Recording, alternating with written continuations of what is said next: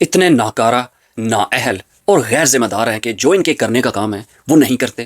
ان کے کرنے کا کام ہے کہ ملک کی سرحدوں کی حفاظت کریں، ملک کے اندر امن و امان قائم رکھیں، اپنے شہریوں کو ان کے جان و مال کا تحفظ فراہم کریں۔ لیکن نہیں، یہ تو کرنا ہی نہیں ہے۔ اپنے شہریوں کو دہشت گردی میں مروانا ہے، اپنے فوجیوں کو دہشت گردی میں مروانا ہے، لیکن خود کیا کرنا ہے؟ خود جی دنیا بھر میں امن قائم کروانا ہے۔ اور یہ کروا کون رہا ہے؟ پاکستان کی فوج کے اوپر مسلط غیر قانونی، غیر آئینی ڈکٹیٹر جو ریٹائرمنٹ کے بعد 2 دفعہ پاکستان کی فوج کے اوپر مسلط ہوا۔ اس کا کرنے کا کام یہ ہے، ٹھیک ہے مسلط ہو ہی گیا، کہ فوج کو مضبوط کرے، جو ملک کی سرحدوں کو مضبوط بنائے۔ پھر یہ دعوے کرتے ہیں کہ انڈیا دخل اندازی کر رہا ہے، بھارت کی وجہ سے بلوچستان میں انسرجنسی ہو رہی ہے۔ تم مضبوط کرو نا سرحدیں، دنیا کی نمبر 1 انٹیلیجنس ایجنسی ہونے کے دعوے کرتے ہو، کہاں گئی تمہاری انٹیلیجنس؟ دہشت گردی ہونے سے پہلے کیوں نہیں تم انٹیلیجنس اکٹھی کرتے؟ بعد میں پھر ٹانگیں چوڑی کر کے یہ ٹیشن مار کے ایکشن مار کے کھڑے ہو جاتے ہیں دنیا کو دکھانے کے لیے کہ جی ہم بڑے طاقتور ہیں۔ پہلے کیا ہوا ہے؟ 28 29 پتہ نہ جانے، یہ تو رپورٹ ہو رہا ہے کتنے فوجی، وہ بھی جوان لڑکے، ان کے دہشت گردی میں ہلاک ہو گئے۔ کس وجہ سے؟ ان کی نااہلیوں کی وجہ سے۔ یہ تصویر دیکھیں، اس میں پاکستان کے ہر سویلین محکمے کے اوپر ایک ریٹائرڈ جرنیل مسلط ہے، ایک ریٹائرڈ ہڈ ڈرام پاکستان کے ہر محکمے کی باغ دوڑ سنبھال کے بیٹھا ہوا ہے۔ لیکن پاکستان میں امن نہیں آ سکتا۔ اتنے کمپیٹنٹ ہیں، حقیقت میں یہ انکمپیٹنٹ ہے، غیر ذمہ دار ہے، نااہل ہے، لیکن ہر محکمے کی باغ دوڑ بھی سنبھالنی ہے، کیونکہ یہ سمجھتے ہیں کہ ان سے عقل مند کوئی نہیں ہے۔ قبضہ کر لینے کے باوجود ملک کو کیوں نہیں سنبھال پاتے؟ کیونکہ اہلیت نہیں ہے، بدماشی ہے، اور پھر جیسے وہ کہتے ہیں کہ لینڈ گریبنگ کے ساتھ ساتھ ہر وسائل کو گریب کرنا ان کا مشغلہ ہے۔ یہ صرف ان سے بہت اچھے طریقے سے ہوتا ہے، ملک کی حفاظت یہ نہیں کر سکتے۔ انہوں نے جو تصویریں شائع کی ہیں، جو ان کی طرف سے رپورٹ آ رہی ہے بلوچستان میں علیحدگی پسندوں کی طرف سے، انہوں نے مہینے لگائے ان کی ٹرینز کی یا آفیشلز کی نقل و حرکت کو مانیٹر کرنے کے لیے، پھر انہوں نے یہ ایگزیکیوٹ کیا۔ یہ کام پہ ہیں، یہ کاؤنٹر انٹیلیجنس کیوں نہیں کر رہے ہوتے؟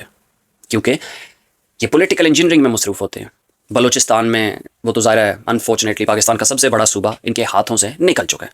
اگر یہ اتنے طاقتور ہوتے، 1500 لوگ ہیں جو ان کے کسی ایک ایس ایچ او کی مارتے تو مر جاتے، لیکن یہ مزاحمت آؤٹ سے دہائیوں سے جاری ہے۔ اس قابض فوج کے خلاف یہ مزاحمت جاری ہے، وہ یہی کہتے ہیں کیونکہ انہوں نے دیکھا ہے، محسوس کیا ہے، برداشت کیا ہے ان کے مظالم کو دہائیوں سے۔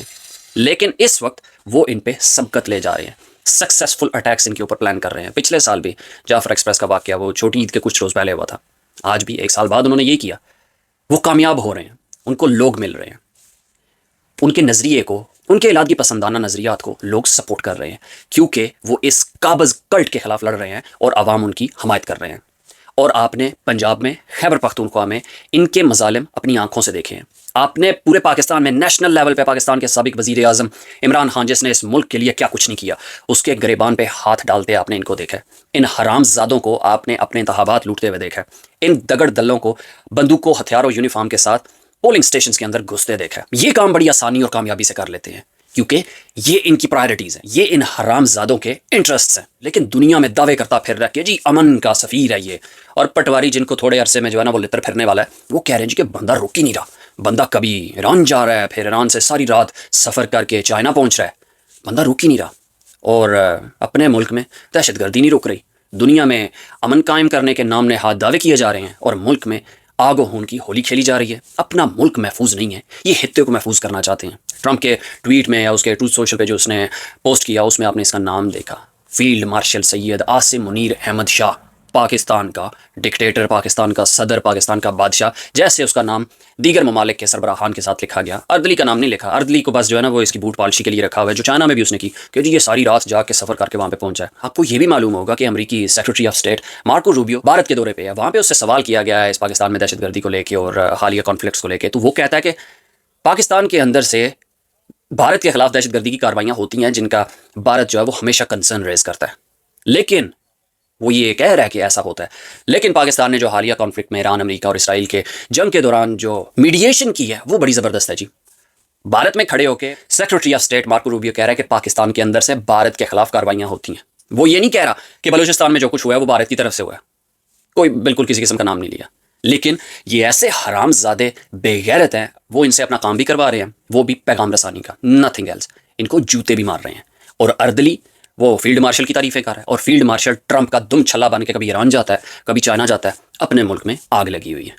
اور وہ دن دور نہیں ہے کہ اس جرنیل نے، اس کلٹ نے، جو یہ سارے جرنیل پاکستان کے ہر شعبے پہ قابض ہیں، یہ پنجاب، پختونخوا، سندھ میں بھی انہی حالات کا سامنا کر رہے ہوں گے اگر انہوں نے اپنی عوام کی جان نہ چھوڑی، سویلینز کو ملک کو لیڈ کرنے کا اختیار نہ دیا، تو یہ پورے ملک کو ٹکڑوں میں تقسیم کروا بیٹھیں گے، کیونکہ یہ پہلے کر چکے ہیں۔ مشرقی پاکستان کو پاکستان سے الگ کر چکے ہیں اپنی انہی حرام زدگیوں کی وجہ سے، جو اب بلوچستان کے سر پہ منڈلا رہی ہیں۔ انہی حرام زدگیوں کی وجہ سے خدا نہ خواستہ بلوچستان وہ اپنے آپ کو ان سے الگ کر لیتے ہیں۔ کیسے الگ کریں گے؟ ان میں سے وہاں پہ کوئی جا ہی نہیں سکے گا، وہ خود ڈیسائیڈ کریں گے انہوں نے کس کو وہاں پہ زندہ رہنے دینا ہے اور کس کو نہیں۔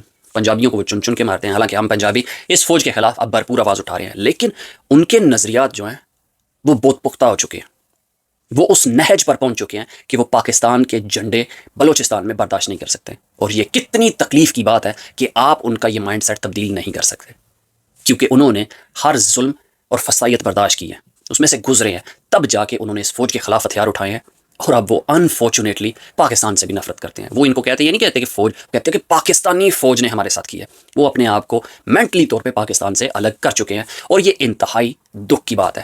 کس کی وجہ سے؟ ان حرامی جرنیلوں کی وجہ سے، امریکہ کی پراکسی فوج کے جرنیلوں کی وجہ سے۔